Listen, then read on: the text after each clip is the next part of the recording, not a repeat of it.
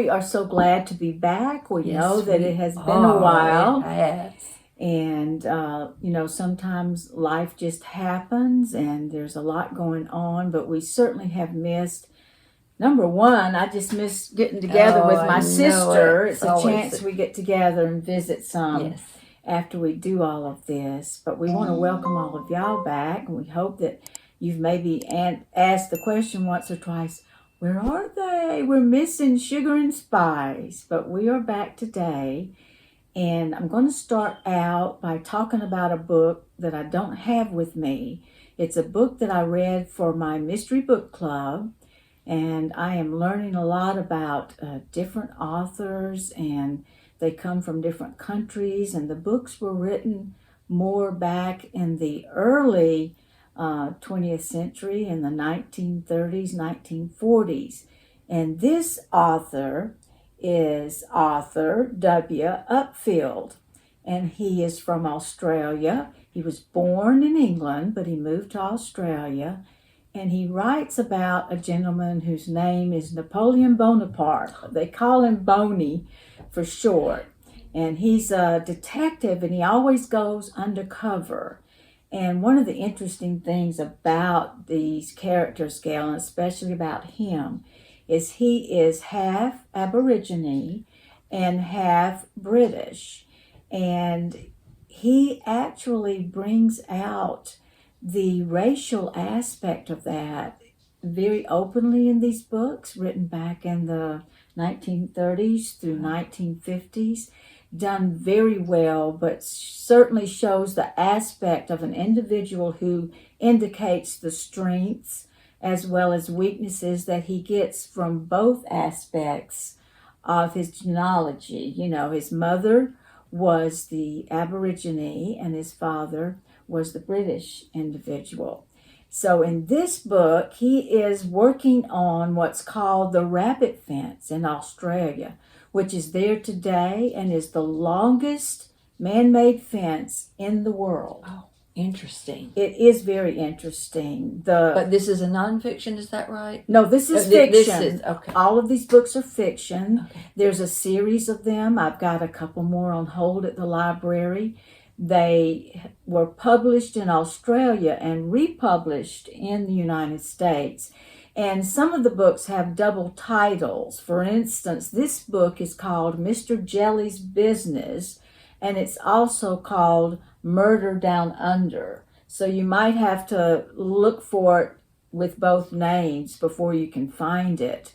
And I went to Amazon to try to get some of his other books and found out that they can be quite expensive. Oh, so I think he is a very popular author. Maybe not a lot of people know him, but I thoroughly enjoyed it. The main character, is so diverse in his personality. He can be so warm and kind, and yet he's very on tact when he's looking for something, when he's going after somebody. He can be very harsh and just matter of fact.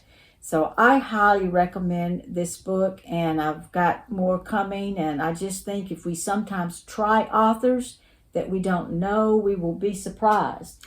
And I need to do more of that. You have convinced me today that I need to try to find more authors that I have not read. My first book, however, is an author that I have read many times, Mary Higgins Clark. And anytime you pick up a book by her, it's going to be a good one. But I got this at our Books for Keeps book haul.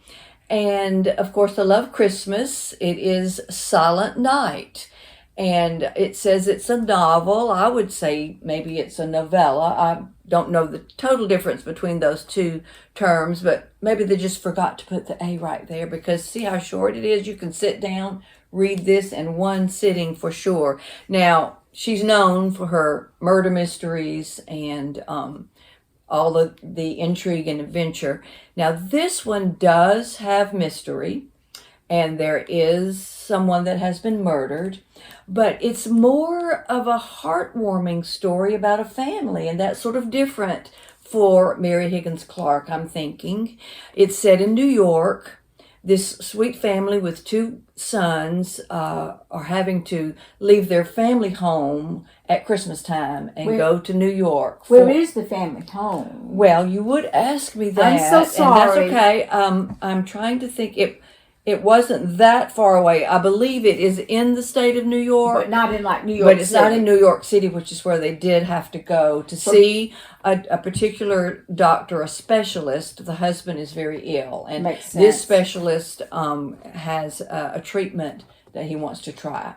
And so the mother, she's a very wonderful, warm, strong character. She's trying to make the most of being in New York City at Christmas time and hoping to make it special for her sons.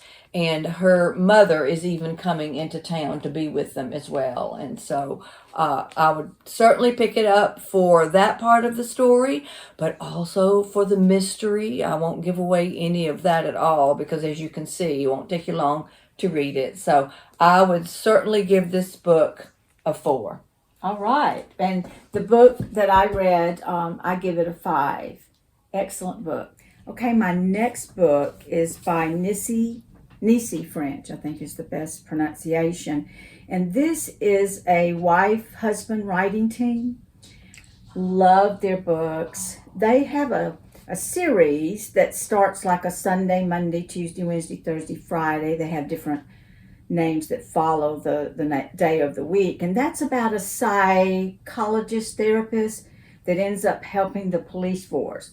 And I've read a few of those and enjoyed them, but I actually prefer their standalone novels to that particular series. And this one is fabulous. What to do when someone dies. This lady's husband is killed in an auto accident. And they've only been married maybe 4 or 5 years. It's a young couple. And of course, she's just totally blown away.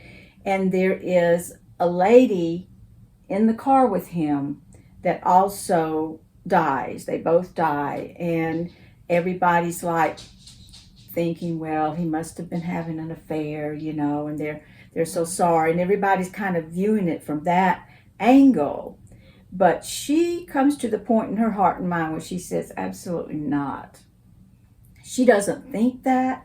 And she finds enough to let her know that there's something odd about the situation. So she goes to the police with a few ideas that are pretty much valid, but they just tell her, well, you're upset, and right. It'll take time, and we really don't think it was anything more than a car accident. Well, she ends up doing some research, and she goes to work at the place where the lady that was killed with him worked. And she gives a false name, and she just kind of starts researching and trying to find clues there, and it just picks up from there. It is a fabulous book. I enjoyed it from beginning to end. Very fast paced. It's one of those, the chapters are short, and you get to the end of one and it's giving you enough of that little pull to get to the next one. Highly recommend this book, and all the others I've read I recommend, but this one is a 5. What to Do When Someone Dies by Nicci French. All right, The Magpie Murders by Anthony Horowitz. And this book, Carla recommended it. I read it. She read it. And one thing I did like about it is that it's a special style. It's a mystery within a mystery, which is very different and kind of intriguing.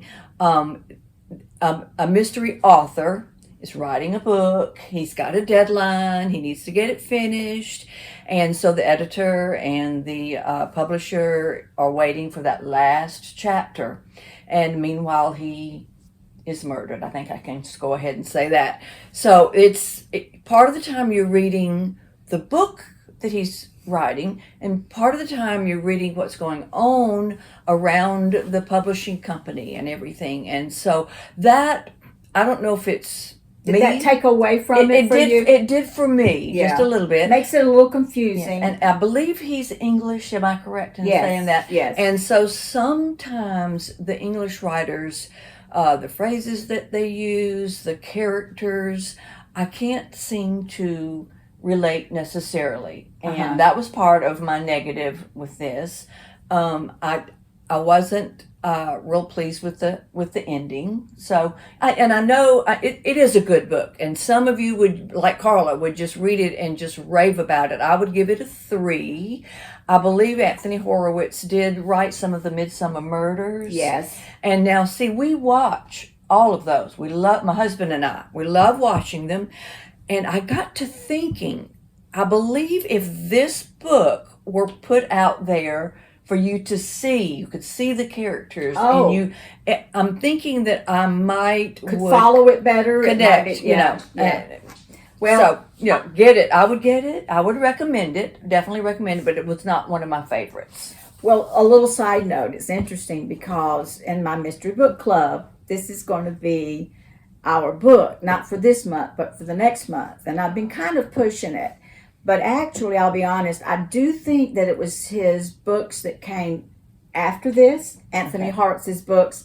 I might have liked some of them a little bit more, but when I first read this one, it really did pull me in, the uniqueness. Sometimes I thought it was a little slow. You had to read through it. Yeah, and I found myself going back a little bit and checking on this or that. Now, my husband read it as well, and he really, really liked it. I think, we all have our opinions or whatever and our tastes.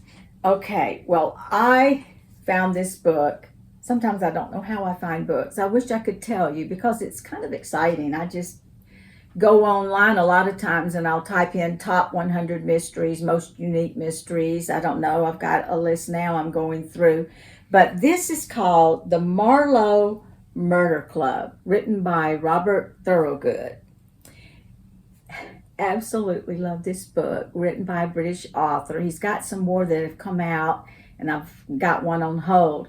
This is about an older lady. She's 77 years old, and she lives in a true village. It's a Marlow in England, and she lives in this mansion that was willed to her, and she's very, very healthy for her age. She does these for magazines. She actually creates the crosswords. And she's very smart. And one night, she has some little idiosyncrasies. She likes to go swimming in the nude in the Thames, which is out in front of her. And sometimes she'll do that at nighttime. And she hears this gunshot. She's swimming and she hears this gunshot right across the way, and it's one of her neighbors that she knows. So she gets on one of those boat scale that you stand on, a punter boat. Paddle boat. Well, you're standing on it. And you've got a paddle. No, it's a pole. So I think it's punting. It might be. Anyway, all right. Y'all look that up and let us know. But she gets over there and she's kind of sneaking around, and then she gets nervous. I don't think she actually sees too much, but she has decided that she's going to start looking into this. And she ends up bringing in to help her the pastor's wife and this lady that is a dog walker. And the three of them, so unique characters, so different. And they come together, though, and all of these murders start happening, and yet they are related. I just absolutely loved this book, to see how older people can still be so viable, so entertaining, so interesting. And I'd give it a 10, really. Especially, I think it would be enjoyed by everybody, but being a septuagenarian myself, and she's 77 and very active and very healthy and very mentally alert, pick this book up. You will absolutely love it. I was going to say, because of our age and what we're going through, I'm sure that did mean a lot to you. It's great. Yeah. All right. Well, the next one I'm going to review is Pictures of You by Carolyn Leavitt.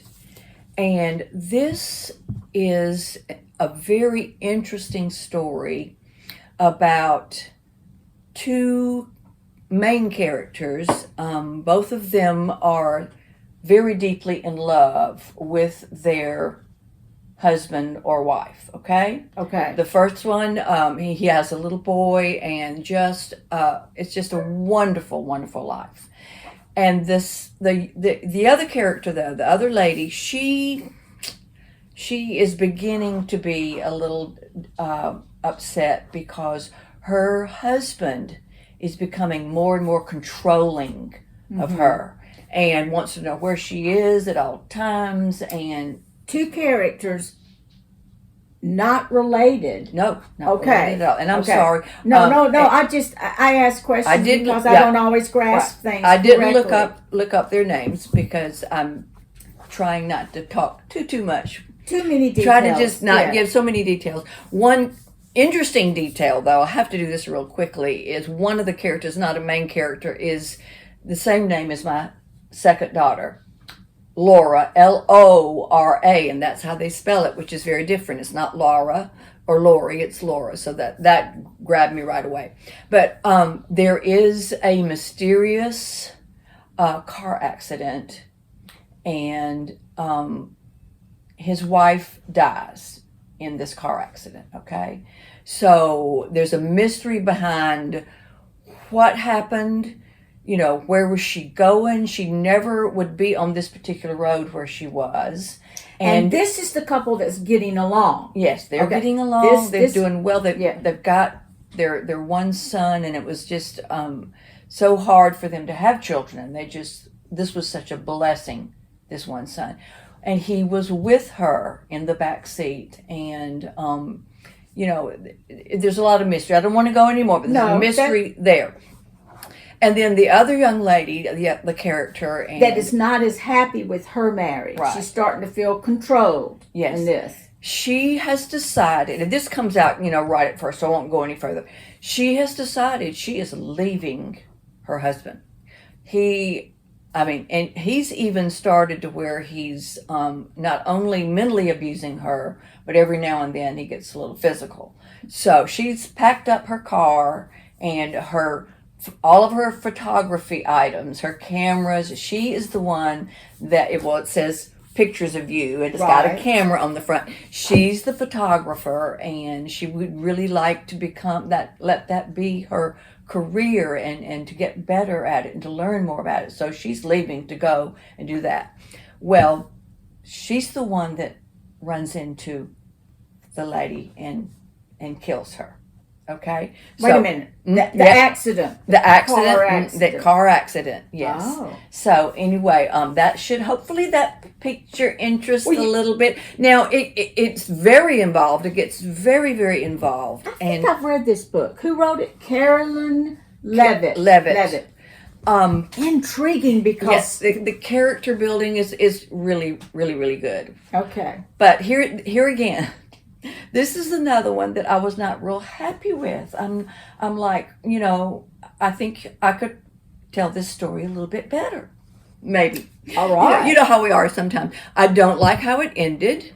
Now, I am a optimist, I guess, in a lot of ways, or a dreamer, or I want things to work out, everybody to be happy. Yes. And that's not real life. So, you know, it ended the way it needed to end, and of course it ended the way this author wanted it to end. Right.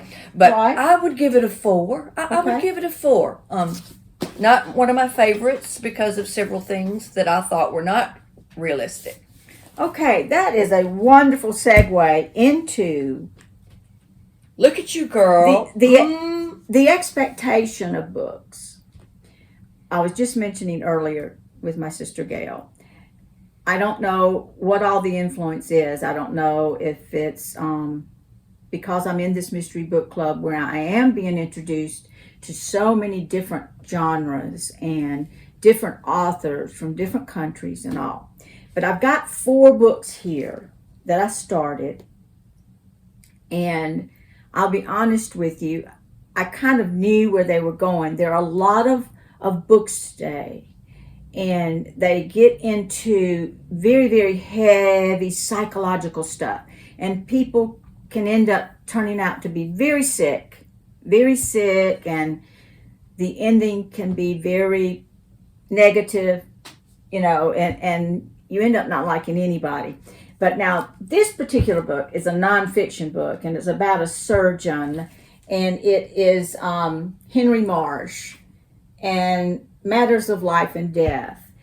He is a wonderful surgeon. He's actually been on some films, and he's a neurosurgeon. He ends up in this book finding out that he has cancer, a very late stage cancer. And you said nonfiction, right? So nonfiction. This is truth. Okay. Truth. All right. Truth. And I've read his other 2 books. I loved them. So good to explain technically, scientifically, but yet touch on the human side. But in this book, I only got to about the 3rd chapter, and I said, Carla, this is just not living up to his other 2 books. I really was not enjoying it, and I said, limited time, I'm not going to finish it. So it wasn't living up to my expectations. Now these 3 books, The Overnight Guest by Heather Guidingkoff. I'm probably butchering that. I have got one of the most popular books out there, put it on hold, took forever to get it. Verity by Colleen Hoover, and this was recommended when I asked last time, people help me, and my sweet Julie, she recommended this one. And We Were Never Here by Andrea Bartz. Okay, I started all of these books. Good beginnings. I'm really enjoying them. But in the back of my mind, I'm like, where are these books going? I knew this one was supposed to have a very, very huge surprise. I mean, it was like, oh man, you will just be blown away. Okay, I can't help it. That's just You read the last chapter. I read enough to know the ending, and I couldn't stand the ending. Couldn't stand it. And I'm like, I'm not going to read this book where I'm liking the characters, really liking these people, thinking they're going to be, they're going to have problems. There's going to be a mystery. There's going to be some real psychological issues. But when the ending to me is so sick and sad, and there's just nobody that comes out a winner, I'm just getting to where those are just not the ones that I want to read. So here you go. That was similar to that one. You very, very similar. And I've got 28 books from the library, and I've got like 30 from. So these, I've just decided that I'm not going to read them. I'm going to take them back. That'll be good. I can get more because I got 20 on hold. Put these down. All right. Susan Wiggs, The Oysterville Sewing Circle. I love Susan Wiggs. I've already read a couple of hers and reviewed them here on our book. I love the title. Yes. I just love it. And the title comes from the name of the little town in Washington, Oysterville, Washington. Washington State, yes. Well, my sister and her husband are fixing to travel. I was just fixing to say, that's okay. Jump right in. I've read so many books that are set in that area, Puget Sound, or maybe some that are set in Oregon, but a lot of the books I've read, the Seattle area or the state of Washington, and the gorgeous parks and just all of nature that's there. And yes, my husband and I are going to get to go and do a trip this summer. Those are the 2 states that we have never actually traveled in before at all. The last 2 we've been in all except for these 2. Some of them just to sort of maybe drive through and stop a little bit, and some of them to actually stay and spend some time there. See the sights, see the things that you're supposed to see there. There are a few that actually driving through is enough. You have got that right, girl. But now this starts out here again in New York City. Well, if I ever make it there, I'll never leave. No, New York. Been there twice. No, don't care to go back to New York City. Now, New York State and up around the Lake Placid area and up north. Oh, it's beautiful. I just want to be where the city never sleeps. You got to go at least once. Now, the main character, wanted to leave little Oysterville, Washington, her hometown, so bad, and become a fashion designer. And she was gifted, very gifted, very talented, and her teachers in school encouraged her. She received a scholarship to go to fashion school and in a place there in New York, and she is just about to be the up and coming one, and then something happens. Won't tell you what happens. No, because that was keep them guessing. Yeah, you got to read it. I will tell you though that she does end up having to move back home. The last thing in the world that she wanted to do was have to move back to Oysterville, Washington, and not only that, but back into her parents' home. With them there? With them, yes, they're both still alive, and she's got several siblings. So that can be humbling. Don't like my shirt. It was, and she. I will go ahead and say, as sad as she was, and as disappointed as she was in what happened and what she's having to do, she began to realize that this was a wonderful place to be, particularly at this time in her life and what had gone on, to be with her parents, to be back near her siblings and near friends in Oysterville, Washington. Sewing circle, of course, she's the seamstress, and she begins a sewing circle. I won't tell you exactly what it's all about, but there's several wonderful little threads. Yes, threads. Pun. I love it. Get this one. You will love it. I will give this one a 5. I liked it. Yes. I really liked it. Did I give pictures of you? I'm really bad. Okay, I think I gave this one a 4 pictures. No, can't give this one a 4. No? 3. 3. 3 for this one. All right. Yeah. 5 for this one. Well, those that I just held up briefly and put them down. And some people are going to like them because when I started them, they're very intriguing. The mystery, is there. Well, you said your daughter-in-law, Julie, loved one of them, right? She did. And actually, when I was at the library recently, checking some books back in, because I had already used all 3 renews and then checking them back out, and I said, I've got Verity is in, and that lady said, oh, that's a hard one to get, so I had high expectations. But we're all different. We're so different, and depending on the mood, where you are in life, exactly, or just your taste and your styles, and it could even just be, like you say, the month that you're reading that book is could be. And when you have so many choices. Now, that's what happens when you're a person like me. Right. And you've got 30 or 40 books, and you're reading one, and it's just not like what you want it to be. You say to yourself, hey, I've got other choices over there. Exactly. I might be missing out on some, but the ones I'm reading, I'm really enjoying, but I'm trying to let you know the ones that I didn't. Now, this is another one. Absolutely loved. I have to tell y'all, I am starting to read authors that I've never read. And I do look up, like I said, on Google, I'll type in top 100 this, top 50 this, and I study it a little bit, and I say, well, I'll try it.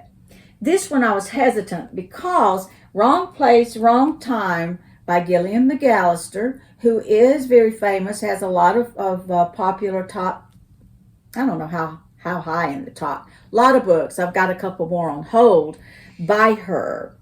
But this book was so different. And at first I'm like, because what happens is this mother, and she's married to this wonderful man. They have a wonderful relationship. And they have this son who's growing up. He's about 18, 19. He's been going through that period where he's kind of aloof, he's abrupt, he wants to be in his room.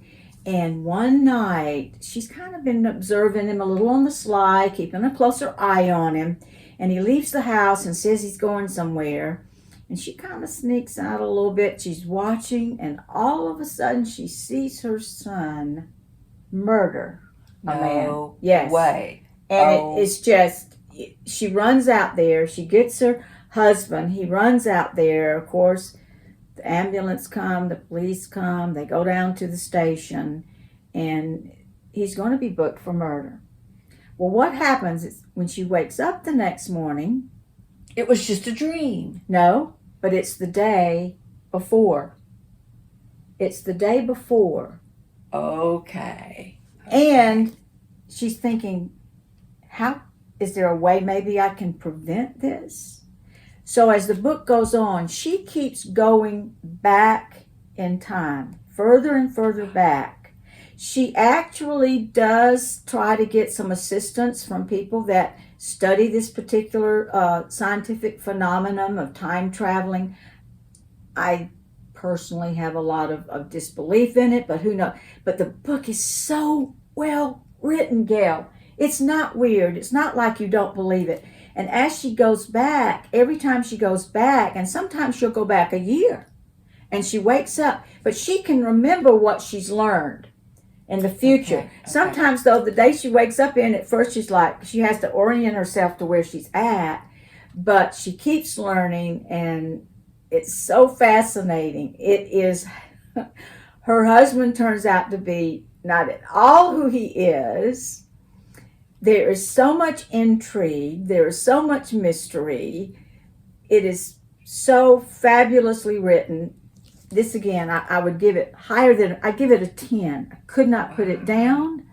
I suggest you get it if you haven't read. I had not read any of her books before, but I am reading them now. If they're as good as this, sometimes you get one that's just so good and the others don't live up to it.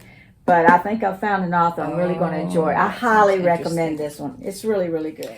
My next book to review is from our book haul, and on the back it says guidepost. It's one of a guidepost book. So I knew it would be a sort of a faith-based book, and it would be a good story to read and would be possibly uplifting and yet very down to earth and very real. And it was Before the Dawn by Carolyn Arson.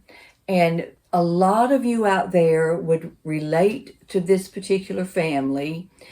The grandparents are now having to raise their 3 grandchildren because their daughter was killed in a car accident. Now, there are a lot of other factors involved. The daughter left home at age 18 with a lot of anger, a lot of hurt, and they didn't see her very, very often. Did not see these 3 grandchildren very often. So they're not really bonded with them, but they are the ones that the courts, have given custody to, and they're the ones that really these children need to go and live with. So it sounds like the father and his side of the family are not too involved. No, there was a divorce. He was not a good father. He was not a good provider, and so there was not a good relationship there. But they lived in California, and now they have moved to their grandparents' farm. And I want to say Idaho or Ohio. I should have looked that up, but it's one of the farming areas, and so different from what these children are used to. So very traumatic. Their mother suddenly dies in an accident. They really don't have a relationship with their natural father. And about what age are they? Just, you don't have to know exactly. I would say 16 and 13 and 10. Mm-hmm. 2 boys and a girl. The girl's in the middle. And the grandparents are in their 60s. They're not, it's not too late, but they're not spring chickens. No. And so the grandmother, as a lot of time happens, because the grandfather is so busy on the farm, she's got so much on her shoulders. Mm-hmm. And she wants it to work out. She wants them to feel safe and feel loved, and they hardly say anything. If they say anything, it's just very short. And the daughter, so typical of teenage girls, particularly if they lived down in California, she won't eat, and she's vegan if she eats anything. So right. Here they're living on a farm with, so well, there's that. Farms should have a lot of vegetables, unless it's a cow farm or a chicken farm. And then the older son, no signal out where they are for his cell phone hardly ever. They can hardly, and same with the teenage girl. She can't reach her friends. So now, Gail, I could relate to that. that would be hard, wouldn't it? The younger son, he's the one that naturally begins to warm up to them, and they have a dog, and they have cats, and all the animals. So he begins to warm up to them. A lot of trauma, a lot of sweet times in the story, and I wanted to read just this one sentence here. Small joys remind Charlotte, that's the grandmother, that God gives grace freely even in very trying times. And their friends, their church people, they reach out.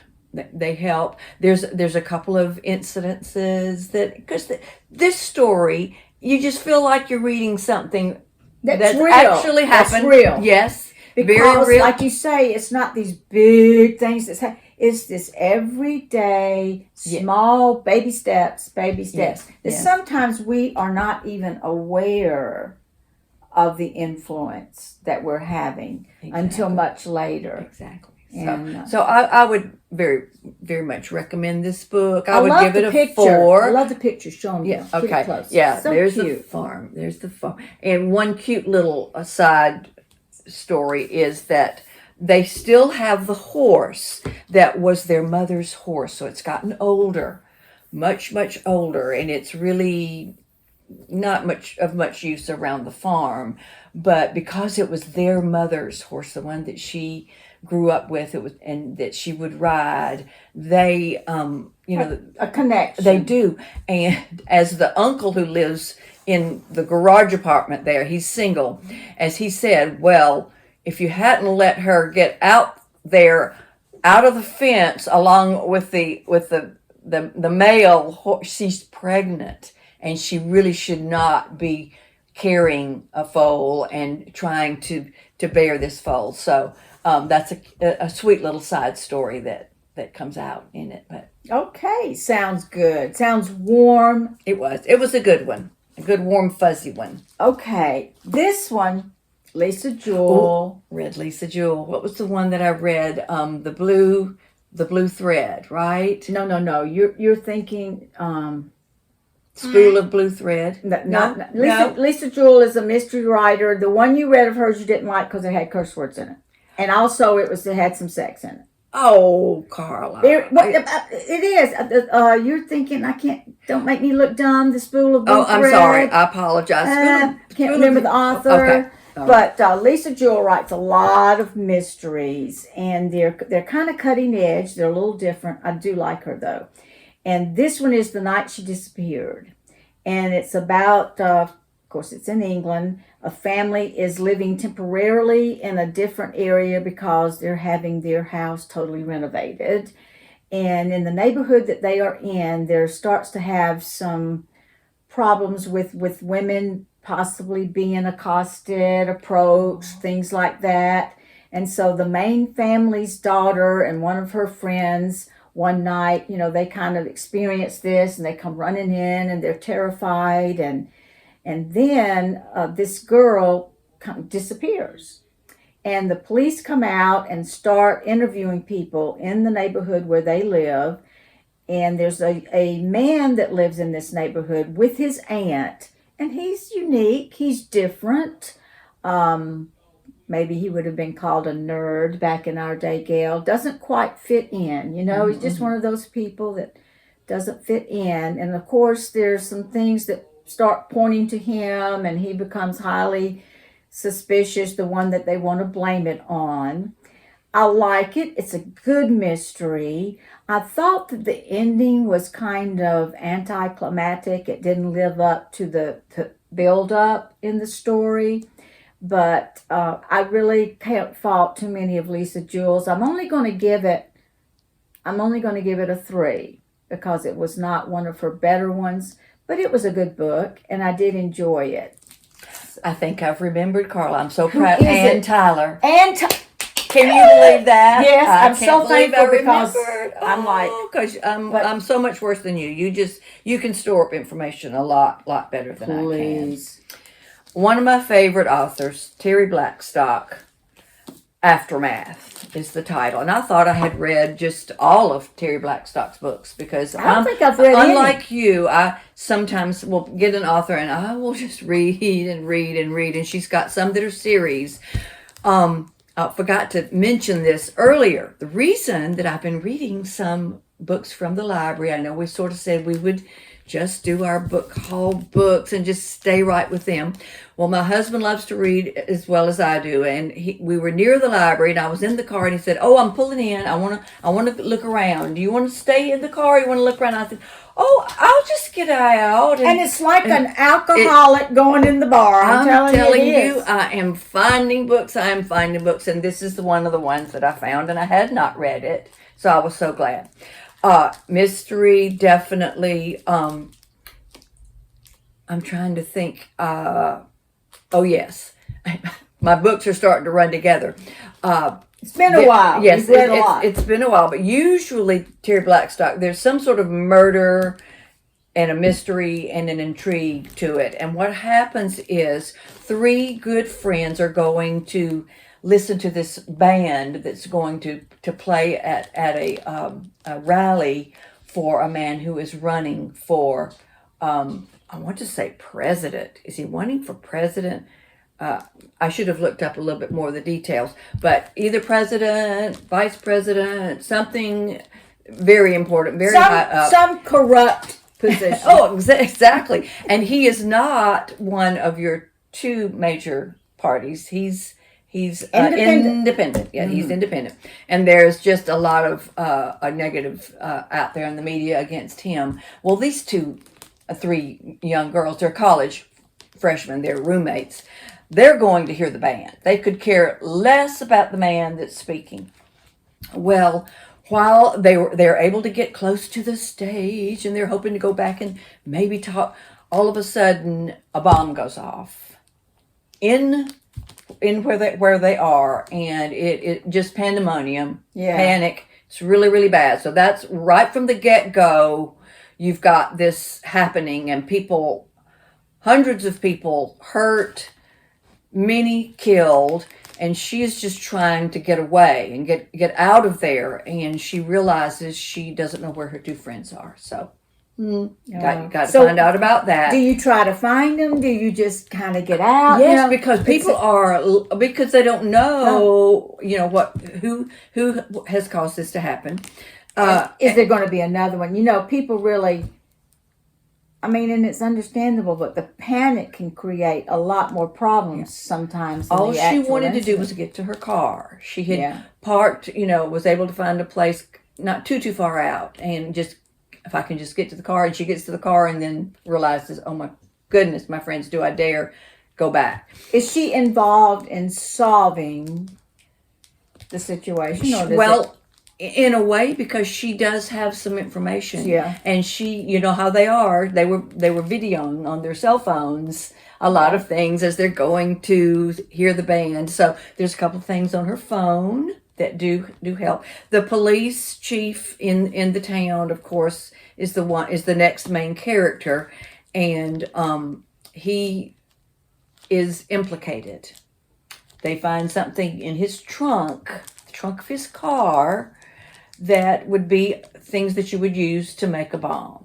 So he's immediately implicated, and he knows that there's no way. He did not do this. He did not. How did someone get these items into his trunk? There's a lot of mystery in there, and so I loved that part. There is an attorney, a female attorney, who's up and coming in this firm, and she has just won a very big case, and so she's feeling good, and the firm is feeling really good about her.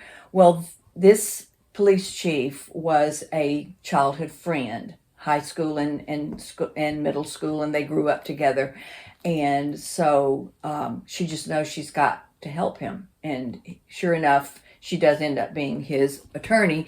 And the ones in her firm are not happy about it at all. This is going to be negative, I've got a quick question. Yes. Is this one of your most recent reads? Yes, you can tell. Because I'm remembering so much. And see, she can remember. I don't care if it was like 2 or 3 weeks ago. But no, yes. So this one is one of my. But I do think you've given us enough. Yeah, I do. Pick it up. It's very good. Let me just say, surprise ending. Surprise 5. ending. I give it a 5. But not psychotic surprise where everybody ends up being really weird. Yeah. I don't like those. I don't like those. Okay, P.D. James. I read her before, thought it was a man, and said I would read her again, and I did. And this was one of her first, I don't know if it was exactly her first novel, but it was a very, very famous one and well received. Cover Her Face, of course, based in England, in one of those highfalutin mansions, so to speak. The family there have a lady that's working there, a young girl who was in one of those homes for single mothers, and they hire her out, and she brings her little baby with her. And she's not liked by the staff, she's not liked by a lot of the people that live in the home. But it ends up that she becomes engaged to the son of the heir. He will be the heir to the home, and his father's very ill. So she gets murdered in the middle of the night, and they figure out that it's like one of those closed mysteries. Has to be someone probably in the house. It's a good mystery. I enjoyed it. Didn't like it as well as the first book I read of hers, which was actually some short stories of hers, but I will read more of hers. I loved the main inspector, Adam Dalgish, and he is in a lot of her books. And I'm not even sure if I gave the offer. P.D. James, I did. Cover Her Face. So I recommend it. I'm only going to give it a 3, but I do recommend that you read P.D. James if you haven't. I think especially a lot of times we do get stuck in certain authors, or we're always looking for the more recent authors that are very good. Every now and then it's good to go back and look at those authors that were writing maybe in the 1930s, 40s, and see if you might like them also. So that's that one from me, Gail. Okay. I read it a while ago, as you could tell. Didn't say too much. My last one is To Darkness and to Death. Julia Spencer Fleming. Carla got me started on hers. And it really is, I believe, important to read them in order. Yes. Not everybody would say that, but so I'm always constantly having to Google and Gail, how to read them in order. You won't believe this. You know, I go to my book club, and we're asked to tell what we would like us to read, and I'm like, Julia Spencer Fleming. And Penny goes, the leader, I don't really care for her. So I'm like, And then a little bit later on, we're talking about different books, different authors, and I said, well, I don't care for Penny. And she looks up, and I'm like, Penny Louise, the author that writes all these books based in a little village in England, and I just don't care for her books, and they are so famous. Something's telling me that's not her name, Gil. Go ahead. I gotta look it up. You've got to look that one up. Okay. The most intriguing thing about this, well, I shouldn't say the most intriguing thing, but one really intriguing aspect of this whole book takes place in one day. Starts off at 5 o'clock in the morning. Oh, I love those. I love those. 5 o'clock in the morning, and it ends at like 12 midnight, I think, on that day. But this is a little community in the Adirondack area of New York, Miller's Kill, and you have the two main characters. Well, the name just left me. The Claire priest. Ferguson, Yes. the priest, and Russ Van Alstyne. He is the chief of or the sheriff. And so they are, of course, the main ones in all of the stories. This one, like I say, it picks up on a couple of things that happened in two of the previous books in the series. And one of them is a development that they're trying to build in this area to draw a lot of money in, to draw work for people. It's like a spa, a big beautiful, beautiful hotel, and just it's going to offer so much. Is this where And- they have that dinner there, Gail, at the hotel, and the bomb goes off? Yes. Loved Why are you telling my story? I'm No, sorry that's because okay. I'm remembering it. I've got one of hers. Yes, this one has that aspect of the people that have a lot of land around where this is going to be built. They've got one of them is a logger. He has done this business. His grandfather, his great grandfather, he wants to pass it down, and it's felling trees and the logging industry. They're going to buy up the land. He cannot continue to have the option to take the trees down. Okay, with this new takeover. Right. Okay, so that's and he is very upset about it. Then there's another character who has a mill, and his workers.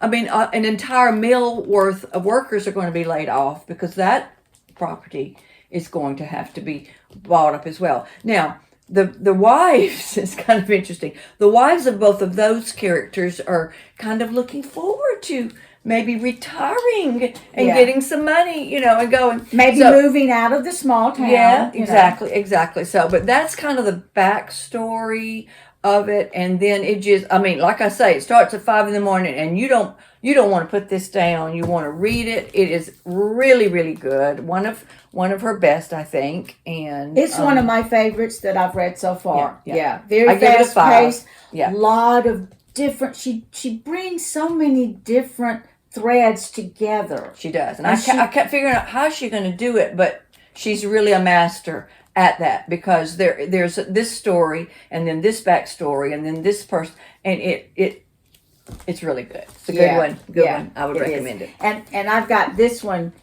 to read, Gal. Let me see. This one's like 3 or 4 down from yours. Okay, because I've got the very next one to read at home, but it's not that one. This one's 3 or 4 down from yours. Okay, I'm going to have to get that. Yeah. Okay, I wanted to discuss very quickly. I'm going to do them together because these I read so long ago. And one of them is called New Mercies by Sandra Dallas. And the reason I actually picked this up at the Books for Keeps, I got this at the Books of Keeps, was because it said best-selling author of the Persian Pickle Club. And I loved that name. So I got this book. I haven't read the Persian Pickle Club yet. I love this book. A young lady from Colorado, it's written back in the 1930s. She ends up going to Natchez, Mississippi, because she has been left the family's plantation there. And her aunt was actually murdered, and that's why she's been left it. She's actually the last one that's kind of alive that would get anything from a person being gone and leaving something. Did that sound? Anyway, let's go. That's right. So it's interesting. It's interesting in a lot of respects, but one of the main things I liked about it was the way the author wrote the southern people, the southern towns, the way they interacted.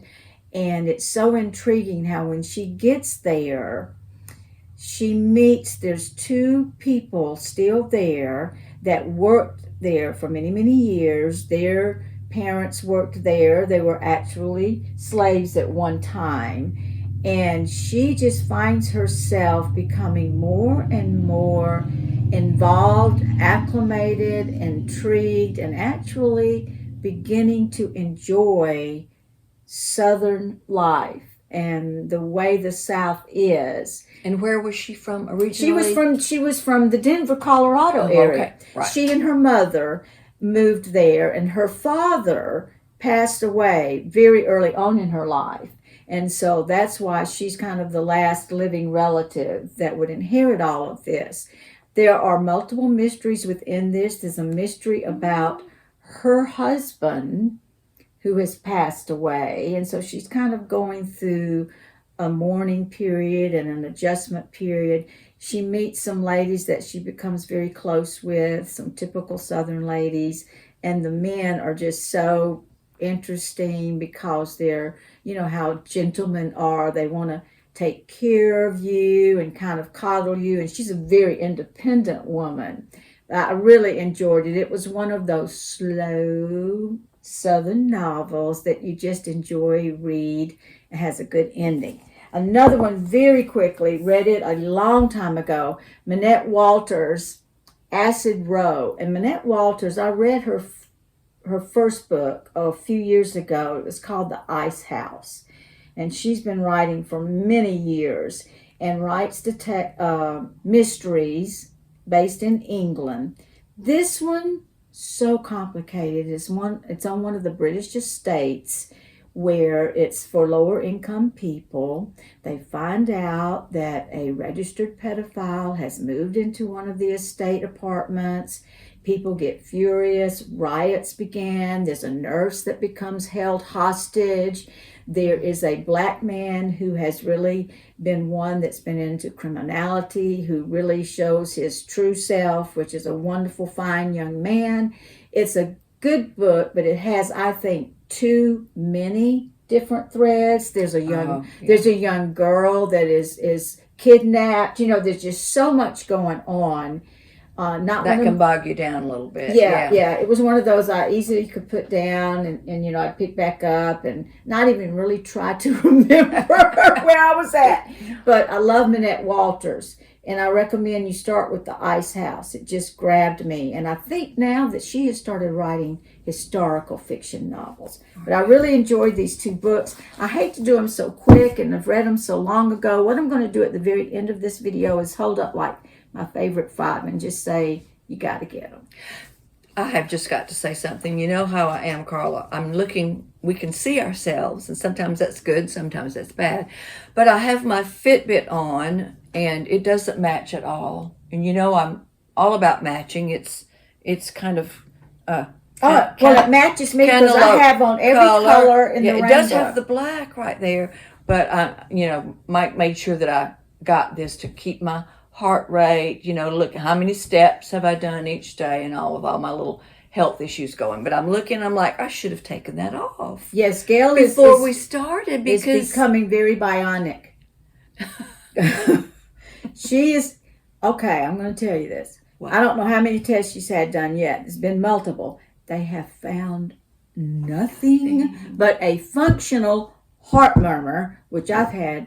They found that when I was 17. Yeah, I keep telling a girl they're going to do test after test after test. I've got one more. She's sailing through these tests, which I'm so excited for. Yeah. I've got 3 tests coming up. They're probably going to say I'm at death's door. No, they won't. And you know what Mike always says, because they do these CT scans and I'm going to have an MRI. And all. He said, they're trying to find out if you have a brain in there, Gail. That's what it is. I know. I said that too. Such a teaser. Well, and I have to say, speaking of that, come on, Carla, you can find you're going to show some that I could have brought. You would not believe how much I have already read that I'm ready for next time, Carla. Can you believe that? I can believe it. I do want to just bring up, okay, Henry Marsh, the neurosurgeon, that I've read a couple of his books that I love. And this is the one. You already one. Reviewed this I one. know it, but I have to say, Gail, in the beginning, he's talking about how he has a brain scan. And he does it really not out of a medical need, but he just wants to see what his brain looks like. Right. He's 70 years old. Same as me. Mm. So it took days and days and days for him to actually look at it. And when you looked at it, Gail, his brain is shriveling. Oh. There are areas of it that have turned dark. And I mean, I'm reading this and I'm like, He's not an alcoholic, is it? No. That will shrivel up your brain cells. He exercises, but I don't want to have a brain scan. And I've had 2. Because they might find out I don't have a brain. Are you through with your books? I'm through with what I brought today. Last thing I want to do, I'm going to show you the books I'm reading. Because I got very discouraged the other night when I was reading all of those books that I decided. Look how she does that. It just amazes me. I decided I'm not gonna read those books. So I started the hero of this book. It's about a mother and daughter's relationship, and the mother has passed away. And it's really almost a nonfiction, although it has a fiction label on it. So warm. Vera Wong's Unsolicited Advice for Murders. Cutest little book. This Chinese lady that owns a tea shop. She's in her 70s, and she goes downstairs one morning to open up the shop, and there's a dead body there. And she is just a hoot. She really good. She texts her son constantly. She gets up at 4 every morning, and she'll text her son and say, "Time for you to get up. The day is wasting, you know." And at 9 o'clock, she texts him, "Time to go to bed." Oh, it's a little too But this one, Don't Look Back, by Karen Fossum. And this is a mystery, and it's written by, I believe she's Scottish or maybe Switzerland. I'm loving finding these authors from other countries. And this one I'm enjoying. And I love your bookmarkers. Those are the cutest. Look there. They're They very stretch and go around, and so they don't. They don't hurt the book, and they're Amazon, and they're very inexpensive. Girl, you've started all of these books. This book, The Secret. You're almost through with that one. Yes, because it's The Secret Diary of Henrik Growing. He's 83 and 4 years old, and he's in a assisted living facility. And this is in Sweden. And it's just so cute and warm, and I just am enjoying it. I'm wanting to read some books that are not just mysteries. So I've been getting some of those, and I feel like I'm going on and on, so I'm going to stop. And we just want to say we thank you so much, and we will try to get back a little sooner than we did this time, but sometimes, life intervenes. It really does. We do want to ask you that if it's your first time to watch us and you liked us, to please subscribe and do hit that notification bell. And I've learned more and more as I study YouTube that if you liked it, please just hit the like button. I think that means a lot. So thanks again. We're still tell them how sorry we are that we've been away for so long. Well, I know it, absolutely. But we'll be back hopefully sooner. Now I got to tell you, I'm flying to my son's next week, and I'm going to try to produce this. Oh, we will see what happens. You can do it, girl. You can do anything. Love you all. Love you. We do. Thanks for putting up with us.